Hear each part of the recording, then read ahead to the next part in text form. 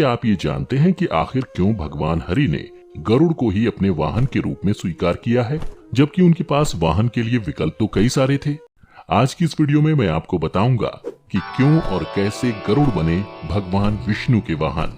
मित्रों, हिंदू शास्त्रों में गरुड़ को सबसे श्रेष्ठ और बुद्धिमान पक्षी माना गया है। ऐसा पक्षी जो न सिर्फ तेज गति से उड़ सकता है, बल्कि अपनी चोंच से हाथी को उठाकर भी आकाश की ऊंचाइयों को छूने में सक्षम है। हिंदू धर्म में गरुड़ को भगवान का दर्जा दिया गया है, जिन्हें विष्णु रथ, खगेश्वर और विनायक के नाम से भी जाना जाता है। मित्रों, भगवान विष्णु द्वारा गरुड़ को अपना वाहन चुनने की कहानी जानने से पहले ये जान लेते हैं कि आखिर गरुड़ की उत्पत्ति कैसे हुई थी। तो एक पौराणिक कथा के अनुसार दक्ष प्रजापति की कद्रु और विंता नाम की दो कन्याएं थीं, जिनका विवाह कश्यप ऋषि से हुआ था। कश्यप ऋषि से कद्रु ने 1000 नाग पुत्र और वृंता ने केवल 2 तेजस्वी पुत्र वरदान के रूप में मांगे। वरदान के परिणाम स्वरूप कद्रु ने 1000 अंडे तो विंता ने 2 अंडे दिए। कुछ समय बीत जाने के बाद कद्रु के अंडे फूट गए, जिसमें से नागों ने जन्म लिया, जबकि विंता के अंडे वैसे के वैसे ही रहे। इस पर उतावली होकर विंता ने अपना एक अंडा फोड़ दिया। उस अंडे से जो बच्चा निकला वो पूरी तरह से विकसित नहीं हुआ था।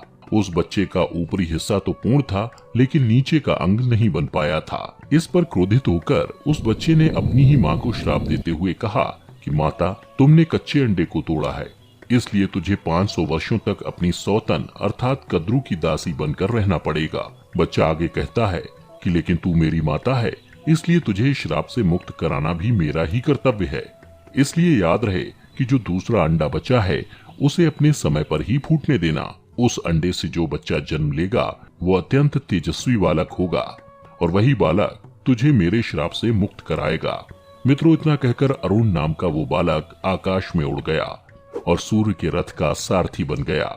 इसके बाद विंता अपनी ही बहन और सौतन कद्रु की दासी बन गई और फिर कुछ समय बाद विंता के दूसरे अंडे से महातेजस्वी बालक ने जन्म लिया, जिसे हम और आप गरुड़ के नाम से जानते हैं।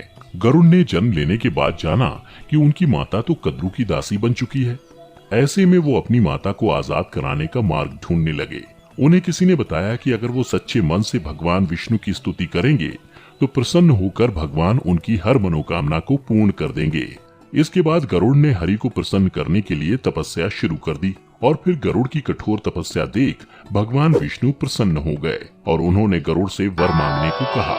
सबसे पहले गरुड़ ने कहा कि हे भगवान, मुझे इतना शक्तिशाली बना दो कि मैं कद्रु के नाग पुत्रों का वध कर सकूं और अपनी माता को आजाद करा सकूं। इसके साथ ही गरुड़ ने ये भी वर मांगा कि वो सदैव उनकी ध्वजा में उपस्थित रह सके, साथ ही बिना अमृत को पिए ही अजर अमर हो जाए। गरुड़ की बात सुनकर भगवान ने उन्हें वर दे दिए, जिसके बाद गरुड़ ने भगवान विष्णु से कहा कि हे भगवान, मैं आपको भी एक वर देना चाहता हूँ। आप जो कुछ भी मांगेंगे मैं उसे पूर्ण जरूर करूंगा। इस पर भगवान विष्णु ने गरुड़ को अपना वाहन होने का वर मांगा। साथ ही ये भी कहा कि मेरी कृपा से तुम मेरी महिमा कहने वाले पुराण लिखोगे। और मित्रों, विष्णु के इसी आशीर्वाद से गरुड़ ने गरुड़ महापुराण लिखा था। वही गरुड़ पुराण जिसमें मृत्यु के पहले और बाद की स्थिति के बारे में विस्तार से बताया गया है। हिंदू धर्म में जब किसी की मृत्यु हो जाती है तो उसके घर वालों को गरुड़ महापुराण ही सुनाई जाती है, ताकि मरने वाले की आत्मा को शांति और उसके परिजनों के दुख को कम किया जा सके। यही नहीं, गरुड़ पुराण में ज्ञान, धर्म, व्यवहारिक जीवन, स्वर्ग और नरक का भी उल्लेख मिलता है, जिसमें ये भी बताया गया है कि कौन से कर्म करने से मनुष्य को किस योनि में अगला जन्म मिलता है। तो मित्रों, आज की इस वीडियो में बस इतना ही। उम्मीद करता हूँ ये वीडियो देखने के बाद आपको गरुड़ के भगवान विष्णु का वाहन बनने की पूरी जानकारी मिल गई होगी। आपको ये वीडियो कैसी लगी मुझे कमेंट करके जरूर बताएं।